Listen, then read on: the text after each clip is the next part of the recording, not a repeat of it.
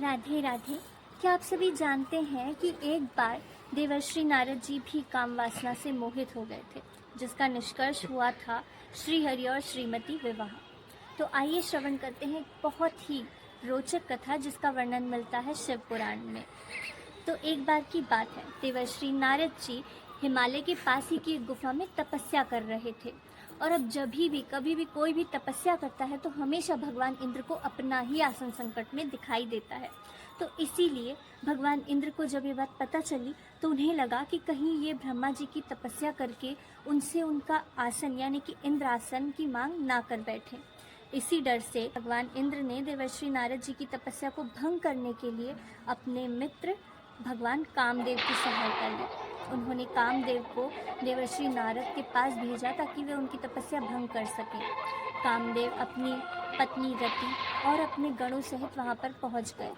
उन्होंने बहुत चेष्टा की कि वे उनकी तपस्या को भंग कर दें, पर क्योंकि उस गुफा में श्री शिवजी महाराज ने कामदेव को भस्म किया था पहले, और उन्हें जीवित करने के उपरांत उन्होंने वहाँ पर ऐसा वरदान दिया था कि इस स्थान पर, इस जगह पर अब से जो कोई भी तपस्या करेगा उसकी तपस्या में कभी भी कामदेव कोई भी अड़चन नहीं डाल पाएंगे। इस कारण से जब देवर्षि नारद उस स्थान पर तपस्या कर रहे थे तब कामदेव के बाणों का असर उन पर नहीं हुआ। और इस प्रसंग के बाद जब देवर्षि नारद जी की तपस्या पूरी हो गई तो उन्हें लगने लगा कि ये उन्हीं की तपस्या का प्रभाव है। देवर्षि नारद के मन में अहंकार की भावना आ गई। अहंकार की भावना से मोहित होकर के वे शिवजी महाराज के पास उन्हें खबर देने गए और उन्होंने शिवजी महाराज को प्रणाम किया, उनकी उचित वंदना की और उसके बाद उन्हें यह प्रसंग बताया कि कैसे कामदेव का असर उनकी तपस्या को भंग नहीं कर पाया और कैसे उन्होंने सफलतापूर्वक ब्रह्मा जी की बहुत कठोर तपस्या की है। तब शिवजी महाराज मुस्कुराए और उन्होंने देवर्षि नारद की प्रशंसा की, पर उन्होंने उनसे कहा कि ये बात आपने हमें तो कह दी है, पर ये बात आप और किसी देवता को नहीं कहिएगा, विशेषकर श्रीहरि विष्णु जी से तो आप ये बात बिल्कुल भी नहीं बताइएगा। लेकिन देवर्षि नारद जी तो नारद जी ठहरे, अब उन्हें तो ये बात किसी ना किसी से कहनी थी, तो वे अपने पिता श्री ब्रह्मा जी के पास गए। देवर्षि नारद जी ने कहा कि कैसे उन्होंने इतनी तपस्या की और कामदेव के प्रभाव उनके ऊपर बिल्कुल भी नहीं पड़ा। देवर्षि नारद के ये बताने के बाद उनके पिता ब्रह्मदेव प्रसन्न हुए, पर उन्होंने भी उनसे यही कहा कि आपने ये बात मुझसे और शिव जी से तो कह दी है, पर किसी और देवता से नहीं कहिएगा, विशेषकर श्रीहरि विष्णु जी से तो बिल्कुल भी ये बात मत बताइएगा। लेकिन देवर्षि नारद जी का मन तो नहीं माना, उन्हें तो ये बात श्रीहरि विष्णु को बतानी ही बतानी थी। तो वे गए वैकुंठ धाम को। वैकुंठ धाम में जा करके देवर्षि नारद जी ने विष्णु जी के चरणों की भी उचित वंदना की, उनसे आशीष लिए और उसके बाद उन्हें बताया कि कैसे उन्होंने तपस्या की और कामदेव का असर उनके ऊपर बिल्कुल भी नहीं पड़ा। नारद जी के चले जाने पर शिव जी की इच्छा से भगवान विष्णु ने एक अद्भुत माया रची। उन्होंने जिस ओर नारद जी जा रहे थे वहाँ एक सुंदर नगर बना दिया। वह नगर वैकुंठ लोक से भी अधिक रमणीय था। वहाँ बहुत से विहार स्थल थे। उस राज्य के राजा का नाम शीलनिधि था। उस राजा की बहुत सुंदर कन्या थी। उन्होंने अपनी पुत्री के लिए स्वयंवर का आयोजन किया हुआ था। उनकी कन्या का वरण करने के लिए उत्सुक बहुत से राजकुमार पधारे थे। वहाँ बहुत चहल पहल थी। इस नगर की शोभा देखते ही बनती थी। जब राजा शीलनिधि ने नारद जी को आते देखा तो उन्होंने सादर प्रणाम किया और स्वर्ण सिंहासन पर बैठाकर उनकी पूजा की। फिर अपनी देवी सुंदरी कन्या को बुलाया, जिसने महर्षि के चरणों में प्रणाम किया। नारद जी से उसका परिचय कराते हुए शीलनिधि ने निवेदन किया, महर्षि, यह मेरी पुत्री श्रीमती है। इसके स्वयंवर का आयोजन किया गया है। इस कन्या के गुण दोषों को बताने की कृपा कीजिए। राजा के ऐसे वचन सुनकर नारद जी बोले, आपकी कन्या साक्षात लक्ष्मी है। इसका भावी पति भगवान शिव के समान वैभवशाली, त्रिलोकजयी, वीर तथा कामदेव को भी जीतने वाला होगा। ऐसा कहकर नारद मुनि वहाँ से चल दिए। शिव जी की माया के कारण वे काम के वशीभूत हो सोचने लगे कि राजकुमारी को कैसे प्राप्त करूं। स्वयंवर में आए सुंदर एवं वैभवशाली राजाओं को छोड़ करके भला यह मेरा वरण क्यों करेगी और कैसे करेगी।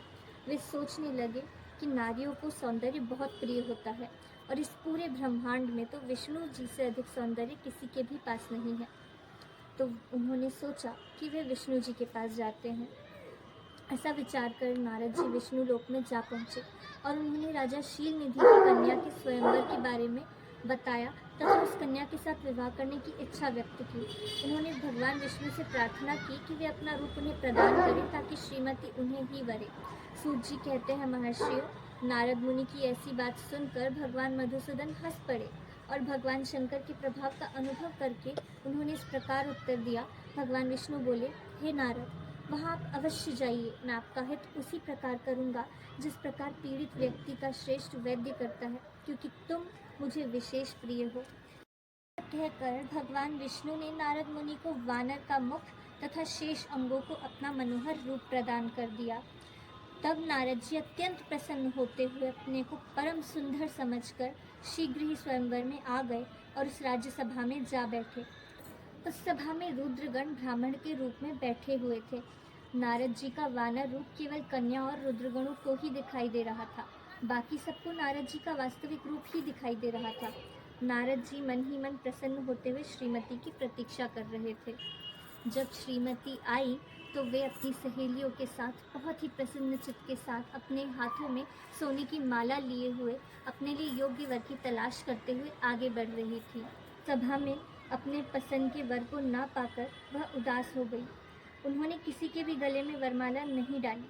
तभी भगवान विष्णु राजा की वेशभूषा धारण करके वहां आ पहुंचे और तुरंत ही देवी श्रीमती ने भगवान विष्णु के गले में माला डाली और भगवान विष्णु तुरंत ही अपनी पत्नी देवी श्रीमती लेकर वहां से अपने लोक की ओर चले गए।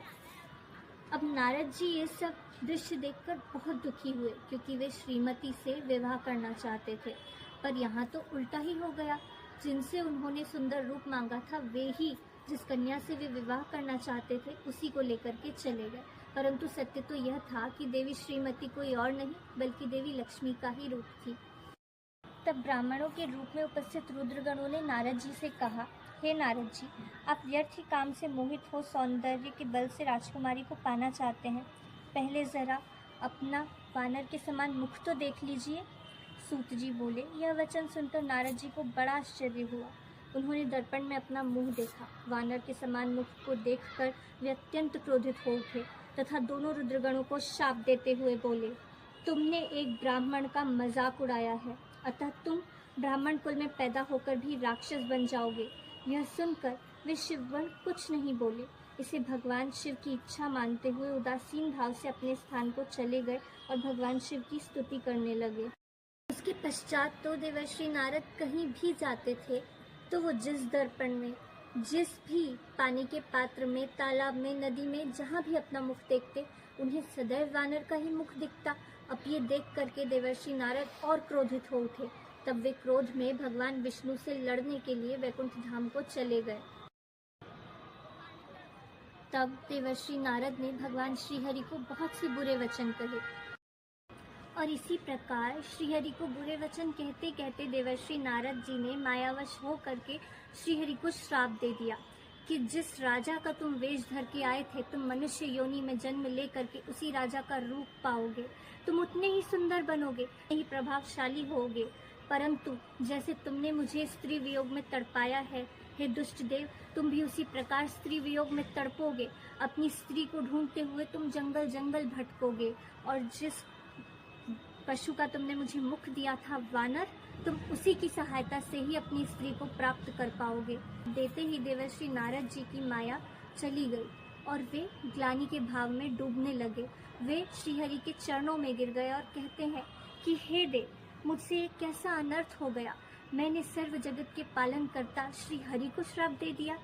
तब विष्णु जी ने उन्हें अपने चरणों से उठा करके गले से लगाया और कहा कि देवर्षि नारद, मैं जानता हूँ कि आपकी मेरी चरणों में बहुत प्रीति है और ये जो कुछ भी हुआ ये शिवजी महाराज की माया से ही हुआ है, क्योंकि आपने उनके मना करने के बावजूद भी अहंकारवश उनकी आज्ञा का उल्लंघन किया और आपने ये बात ब्रह्मा जी को और मुझे बताई, जो शिवजी महाराज ने आपको किसी को भी बताने से मना किया था, और इसी के कारण आपके साथ ये सब कुछ हुआ।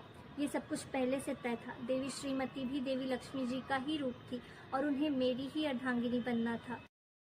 इसके बाद देवर्षि नारद उन रुद्रगणों को ढूंढने निकले जिन्हें उन्होंने श्राप दिया था क्रोधवश। उन्हें ढूंढ करके उनसे बहुत क्षमा याचना की और देवर्षि नारद जी कहने लगे कि हे रुद्रगण, आप तो शिव के परम पुजारी हैं, आप तो शिव के गण हैं। मुझसे ऐसा दुस्साहस हो गया कि मैंने आपको श्राप दिया। मैं माया के वशीभूत था, मुझे कृपया क्षमा करें। मैं अपने श्राप को वापस तो नहीं ले सकता, परंतु मैं आपको ऐसा आशीष देता हूँ, ऐसा वरदान देता हूँ कि आप ब्राह्मण कुल में जन्म लेंगे, राक्षस तो बनेंगे, परंतु उसके बावजूद भी आप बहुत बड़े शिव भक्त होंगे। आप दोनों सर्व जगत में रावण और कुंभकर्ण के नाम से जाने जाएंगे। आप दोनों पूरे जगत में विख्यात होंगे और अंततः श्री शिव जी के ही दूसरे रूप श्री हरि के द्वारा आपको मोक्ष की प्राप्ति होगी और वापस अपने उसी रूप में आ जाएंगे। अहंकार बहुत ही बुरा होता है। अहंकार कैसे हमारे पूरे जीवन को नष्ट कर सकता है और हमसे वो कुछ करवा सकता है जो हम कभी स्वप्न में भी करने का नहीं सोच सकते हैं। ये शिक्षा हमें इस कथा से मिलती है। इतना धैर्य बनाने के लिए और श्रीमती और श्री हरि के विवाह की इस पावन कथा को सुनने के लिए आप सभी का बहुत बहुत धन्यवाद।